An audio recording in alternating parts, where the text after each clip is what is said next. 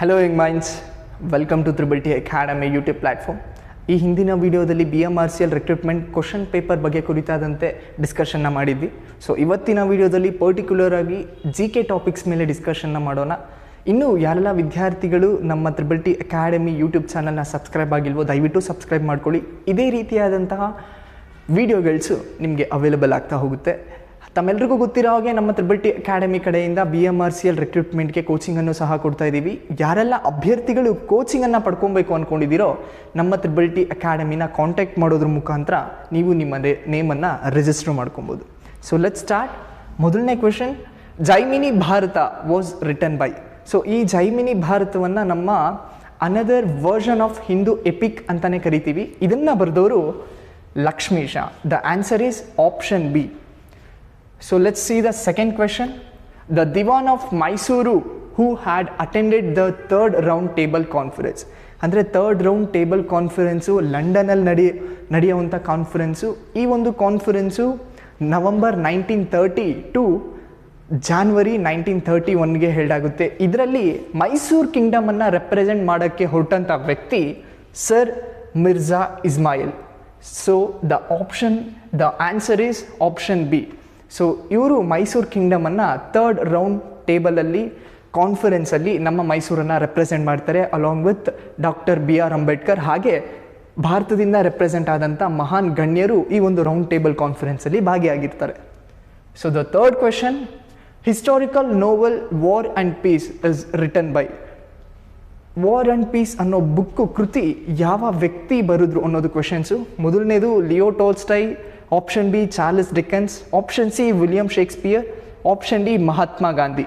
So the right answer is option A Leo Tolstoy. So Leo Tolstoy ಅನ್ನೋರು ಎರಡು ಮಹಾಕೃತಿಗಳನ್ನ ಬರೀತಾರೆ. ಅದರಲ್ಲಿ War and Peace and then Anna Karenina. So ಇವರು Russian writers ಆಗಿರ್ತಾರೆ. So remember, War and Peace ಅಂತ ಬಂದಿದ ತಕ್ಷಣ ಲಿಯೋ ಟೋಲ್ಸ್ಟೈ ಈ ಒಂದು ಕೃತಿಯನ್ನು ಬರೆದಿರ್ತಕ್ಕಂಥ ವ್ಯಕ್ತಿ. Fourth question is, who among the following gave two important socio-economic principles, ಕಾಯಕ and ದಾಸೋಹ.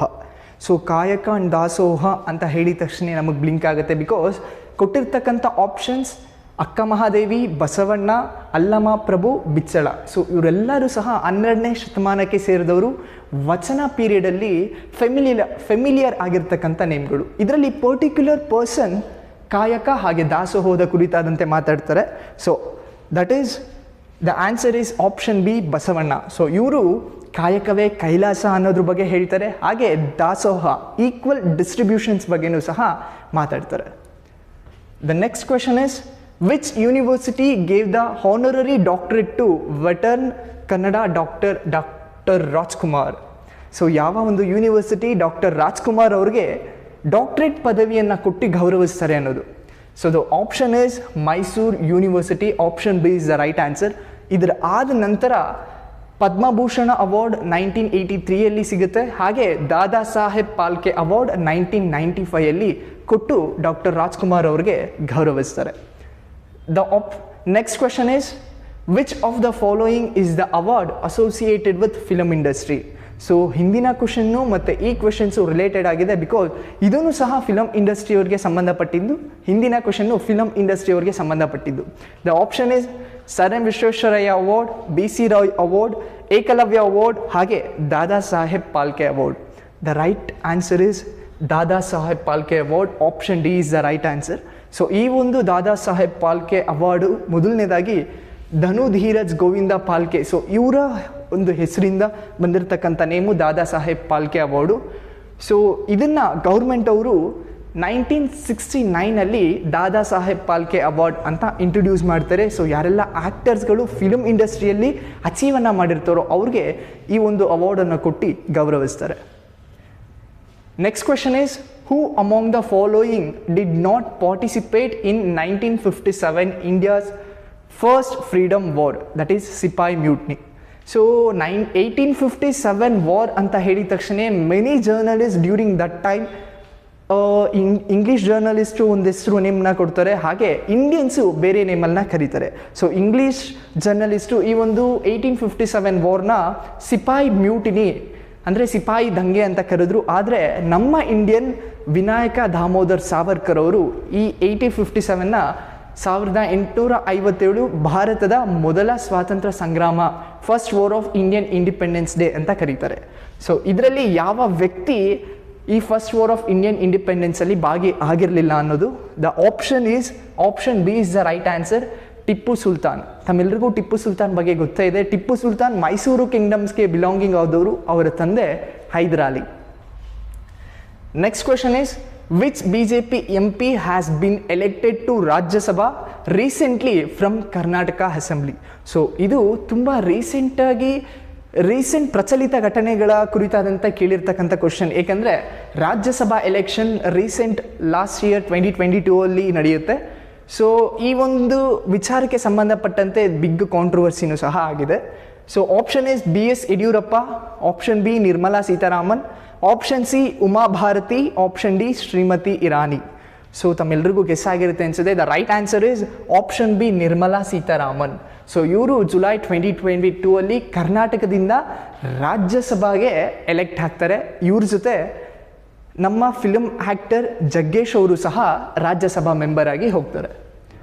Next question is, who among the following leader is known as Kannada ಕುಲ ಪುರೋಹಿತ? ಸೊ ಯಾರನ್ನು ನಾವು ಕನ್ನಡ ಕುಲ ಪುರೋಹಿತ ಅಂತ ಕರಿತೀವಿ? Option A Nittur Srinivasa Rao, option B Aluru Venkataraya, option C T S Venkannaiah, option D KV Puttappa.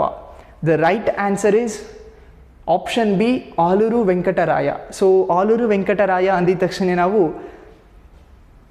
ಇವರ ಹೆಸರು ಯೂನಿಫಿಕೇಷನ್ಸ್ ಆಫ್ ಕರ್ನಾಟಕದಲ್ಲಿ ಬಹಳ ಹೋರಾಟವನ್ನು ಮಾಡಿರ್ತಕ್ಕಂಥ ವ್ಯಕ್ತಿ. ಸೊ ಅದಕ್ಕೆ ಹೈದ್ರಾಬಾದ್ ಕರ್ನಾಟಕದವರು ಯಾರೆಲ್ಲ ಈ ಬಾರ್ಡರ್ ಏರಿಯಾ ಆಫ್ ಹೈದ್ರಾಬಾದ್ ಕರ್ನಾಟಕದಲ್ಲಿ ಇರ್ತಾರೋ ಅವರು ಇವ್ರಿಗೆ ಕುಲ ಪುರೋಹಿತ, ಕನ್ನಡ ಕುಲ ಪುರೋಹಿತ ಅಂತ ಒಂದು ನೇಮನ್ನು ಕೊಡ್ತಾರೆ. ಬಿಕಾಸ್ ಅವರ ಒಂದು ಹೋರಾಟ ಕನ್ನಡ ಯೂನಿಫಿಕೇಷನ್ಸ್ನ ಮಾಡೋದಕ್ಕೆ, ಕರ್ನಾಟಕದ ಹಲವು ಭಾಗಗಳನ್ನ ಉಳಿಸ್ಕೊಳ್ಳೋದಕ್ಕೆ ಅವರ ಹೋರಾಟ ಬಹಳ ದೊಡ್ಡದಾಗಿರುತ್ತೆ.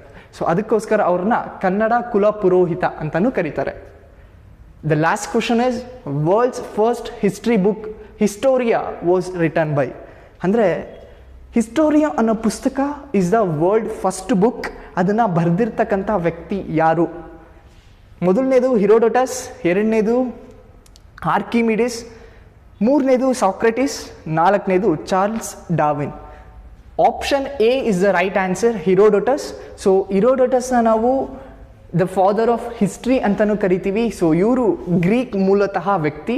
ಸೊ ಯಾಕೆ ಇವ್ರು ಮಾತ್ರ ಫಾದರ್ ಆಫ್ ಹಿಸ್ಟ್ರಿ? ಇವ್ರ ಮುಂಚೆ ಯಾರು ಹಿಸ್ಟ್ರಿಲಿ ಬರಲಿಲ್ವಾ? ಹಿಸ್ಟ್ರಿನ ಯಾರು ಬರೀಲಿಲ್ವಾ? ಖಂಡಿತವಾಗ್ಲೂ ಇವ್ರಕ್ಕಿಂತ ಮುಂಚೆ ಹಿಸ್ಟ್ರಿನ ಬರೆದವ್ರು ಇದ್ದಾರೆ. ಸೊ ಆದರೆ ಫಸ್ಟು ಬುಕ್ ಫಾರ್ಮಲ್ಲಿ ತೊಗೊಂಬಂದಿರ್ತಕ್ಕಂಥ ವ್ಯಕ್ತಿ, ಬರಹ ಮೂಲಕ ತೊಗೊಂಬಂದಿರ್ತಕ್ಕಂಥ ವ್ಯಕ್ತಿ, ದಟ್ ಈಸ್ ಹಿರೋಡೋಟಸ್. ಇವರು ಗ್ರೀಕ್ ರೀಜನ್ಗೆ ಬಿಲಾಂಗ್ ಹೋದವರು. ಹಾಗೆ 5th century BCEಯಲ್ಲಿ ಇವರ ಒಂದು ಟೈಮ್ ಪೀರಿಯಡ್. ಸೊ ಇದಿಷ್ಟು ಇವತ್ತಿನ general knowledge questions based particularly for BMRCL ಸ್ಟೂಡೆಂಟ್ಸ್ಗೆ. ಸೊ ಇದೇ ರೀತಿ ಮತ್ತಷ್ಟು ವಿಡಿಯೋಗಳು ನಿಮಗೆ ಲಭ್ಯ ಆಗಬೇಕು ಅಂದರೆ ನಮ್ಮ ತ್ರಿಬಲ್ ಟಿ ಅಕಾಡೆಮಿ ಯೂಟ್ಯೂಬ್ ಪ್ಲ್ಯಾಟ್ಫಾರ್ಮ್ಗೆ ಸಬ್ಸ್ಕ್ರೈಬ್ ಆಗೋದನ್ನ ಮರಿಬೇಡಿ. Thank you. Have a nice day.